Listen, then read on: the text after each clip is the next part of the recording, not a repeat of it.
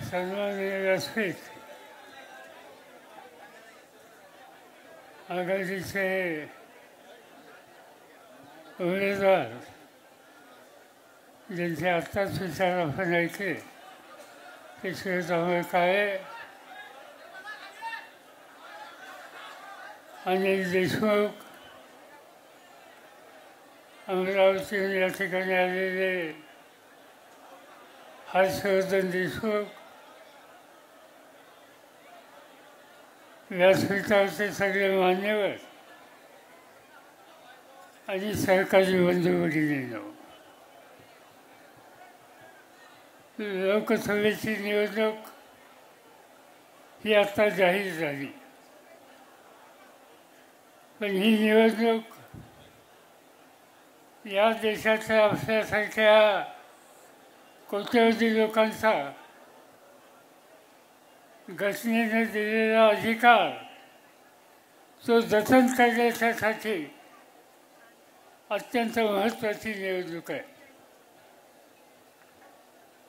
आज देशाचं राजकारण आणि देशाचा अधिकार ज्यांच्या हातामध्ये आहे त्यांना जी काही शक्ती दिली गेली त्या सगळ्या गोष्टीचा परिणाम आज या देशामध्ये एक अघोषित आणीबाणी ही आपल्या सगळ्यांना बघायला मिळते. कालच आम्ही दिल्लीला आघाडीचे सगळे नेते एकत्र होते, सोनिया गांधी एकत्र होत्या, राहुल गांधी होते, देशाच्या सगळ्या विरोधी पक्षाचे नेते उपस्थित होते आणि आम्ही सगळ्यांनी मिळून रामलीला मैदानावर एक शपथ घेतली की या देशाच्या संविधानावर हल्ला होण्याची स्थिती जी आहे त्यामधून कोट्यवधी लोकांची सुटका करायची असेल तर बाकीचे मजले सोडून सगळ्यांनी एकत्रित राहणं आणि एक जबरदस्त शक्ती दाखवून त्यामार्फत भाजप आणि त्यांच्या विचाराच्या लोकांचा पराभव करणं. तुम्ही बघितलं की आज सत्याचा गैरवापर होतोय,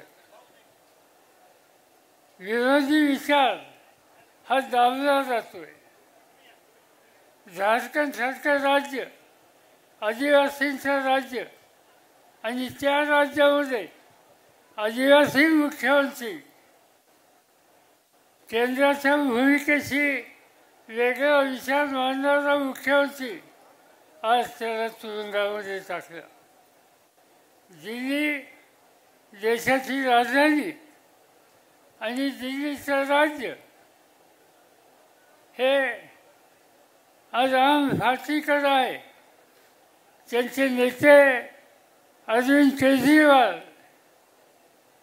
केंद्राच्या भूमिकेला सहकार्य करत असताना सुद्धा राजकीय विचार हा मोदीजींचा मान्य करत नाही.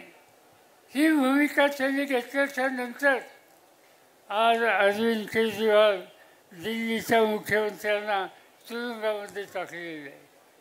त्यांचे 3 मंत्री तुरुंगात आहेत. ही स्थिती दिल्ली होती सीमित नाही आहे. तुम्ही आपण जर कलकत्त्याला गेलो तर ममता बॅनर्जींच्या मंत्रिमंडळाचे लोक त्यातले 2 लोक तुरुंगात आहेत. काँग्रेस पक्षावर सर्व बाजूने हल्ले केलेले दिसत आहेत.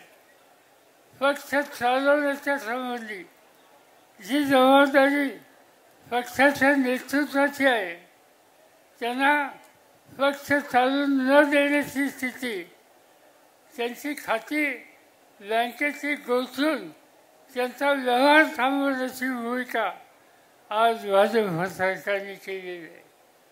ही स्थिती या देशामध्ये कधी नव्हती. आज ही स्थिती या ठिकाणी निर्माण केली आणि म्हणून हे निर्माण करणारी, हा लोकशाहीवर आघात देणारी, मूलभूत अधिकार उद्ध्वस्त करणारी, लोकांच्या बाबासाहेब आंबेडकरांनी दिलेल्या संविधानावर हमला करणारी ही जी विचारधारा आहे, ती विषयावर आधारित विचारधारा आहे आणि म्हणून तिचा पराभव करणं आणि या देशाचं भविष्यकाळाचं जनतेचं भविष्य हे योग्य राहील याची काळजी घेणं आणि हेच काम तुम्हाला मला करायचं आहे आणि त्यासाठी ही निवडणूक महत्त्वाची आहे. मला आनंद आहे की आज या ठिकाणी कायमचे फंड उमेदवारी बनण्याच्यासाठी सगळ्या पक्षांचे लोक, आघाडीचे सगळे घटक एका जीवाभावानं या ठिकाणी उपस्थित आहेत आणि या सगळ्यांच्या सामुदायिक सहकार्यानं आणि तुम्हा सगळ्यांच्या कर्तृत्वानं आपण वर्ध्याचा एक नवीन संदेश देशामध्ये पाठवू. वर्धा ही काँग्रेसच्या राजकारणामधली स्वातंत्र्याच्या आंदोलनाची एक ऐतिहासिक भूमी आहे. महात्मा गांधींचं वास्तव्य या ठिकाणी होतं, अनेक नेतृत्वाचं वास्तव्य या ठिकाणी होतं.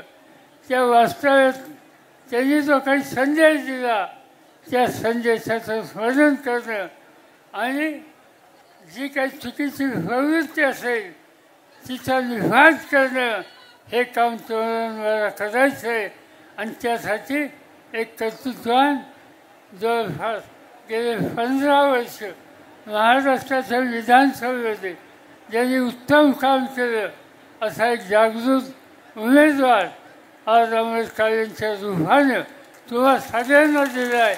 त्यांच्या मागे शक्ती उभं करणं हे काम तुम्ही करावं. यापेक्षा अधिक बोलू इच्छित नाही. 3 वाजायच्या आत आपल्याला अर्ज भरायचा आहे आणि त्यासाठी वेळ ही अत्यंत महत्त्वाची आहे. तुमच्या या सगळ्या कामाला, सामुदायिक प्रयत्नाला अंतःकरणापासून शुभेच्छा देतो आणि माझे 2 शब्द संपवतो.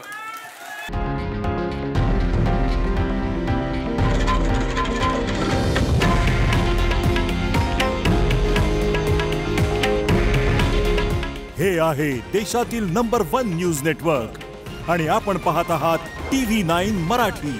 काळजी तुमची, हित महाराष्ट्राचं.